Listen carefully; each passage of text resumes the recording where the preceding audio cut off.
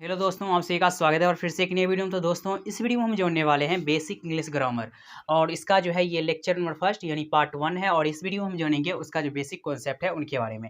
तो इसमें लिखे हैं इंग्लिश लैंग्वेज हैज़ 26 अल्फ़ाबेट, यानी कि अंग्रेजी में टोटल 26 अक्षर होते हैं। यानी कि अक्षर जो है वो टोटल 26 गो है, यानी कि अल्फ़ाबेट्स की जो संख्या है वो टोटल है 26।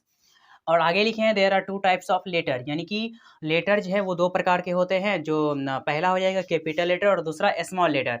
यहाँ पे जो हम बोले लेटर 2 प्रकार के होते हैं, यानी कि अक्षर जो है वो 2 प्रकार के होते हैं। पहला बड़ी अक्षर और दूसरा छोटी अक्षर, यानी स्मॉल लेटर छोटी और कैपिटल बड़ी। आगे है यहाँ पे वर्ड, यानी वर्ड किसे कहते हैं उनके बारे में सोचिए। यानी वर्ड को हम हिंदी में कहते हैं शब्द। वर्ड जो है इसको हम कहते हैं हिंदी में शब्द। तो इसका डेफिनेशन हो जाएगा, तो यहाँ पे लिखे हैं a combination of letter that creates some sense is called a word. यानी कि ये जो वर्ड है, वर्ड की सहायता से यानी कि लेटर की सहायता से ही वर्ड बनते हैं। यानी कि ABCD का जितना भी अक्षर है, ए से लेके जेड तक जो ABCD का लेटर है उसी के सहायता से मतलब वर्ड बनता है, यानी कि शब्द बनता है।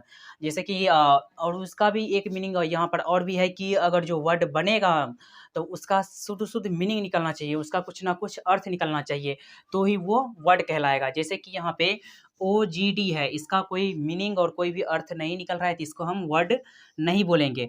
जब इसी को हम शुद्ध करके लिखिए GOD गॉड, इसका मतलब कुछ ना कुछ मीनिंग निकलता है। इससे गॉड मतलब भगवान, इसका कुछ ना कुछ मीनिंग निकला। यानी कि वर्ड क्या हुआ कि वर्ड जो है लेटर की सहायता से ही बनाए जाते हैं और उसका कुछ ना कुछ अर्थ निकले, उसी को हम कहेंगे वर्ड।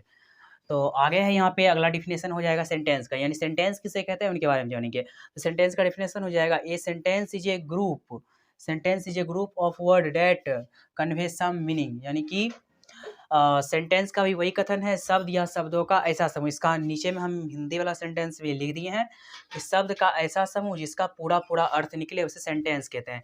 यानी कि जिसका पूरा पूरा अर्थ निकलेगा उसी को हम सेंटेंस कहेंगे, अगर जिसका पूरा पूरा अर्थ नहीं निकलेगा उसे हम सेंटेंस नहीं कहेंगे। जैसे यहाँ पे एग्जाम्पल में देख सकते हैं, सी रीड्स ए नोवेल, यानी कि यहाँ पे जो है इसका मतलब है कि वो जो है नोवेल पढ़ रही है, यानी कि पढ़ती है। तो इसका जो है कुछ ना कुछ मीनिंग निकल रहा है। जैसे एक और एग्जाम्पल लेते हैं, जैसे लिखिए आई रीड ए बुक, इसका मतलब हुआ कि मैं किताब पढ़ता हूँ। यानी कि आई रीड ए बुक का मतलब हो गया कि मैं किताब पढ़ता हूँ, यानी कि इसका कुछ ना कुछ मीनिंग निकल रहा है, इसलिए इसको हम बोलेंगे सेंटेंस है। अगर इसका कुछ ना कुछ मीनिंग नहीं निकलेगा तो बोलेंगे सेंटेंस नहीं है। इससे हम क्या सीखे कि अंग्रेजी में टोटल 26 अक्षर होते हैं, यानी अल्फ़ाबेट्स की जो संख्या है वो है 26, और वोवेल जो होता है वो टोटल होता है 5 गो। कॉन्सोनेंट जो है, कॉन्सोनेंट वो हो जाएगा 21, यानी 21 गो। और सेमी वोवेल एक होता है सेमी वोवेल, तो वो हो जाएगा टोटल 2 गो। सेमी वोवेल जो है ये W और Y होता है सेमी वोवेल। सेमी वोवेल को हिंदी में अर्ध स्वर कहते हैं। अगर आपको यह वीडियो पसंद आए तो चैनल को भी सब्सक्राइब जरूर करें।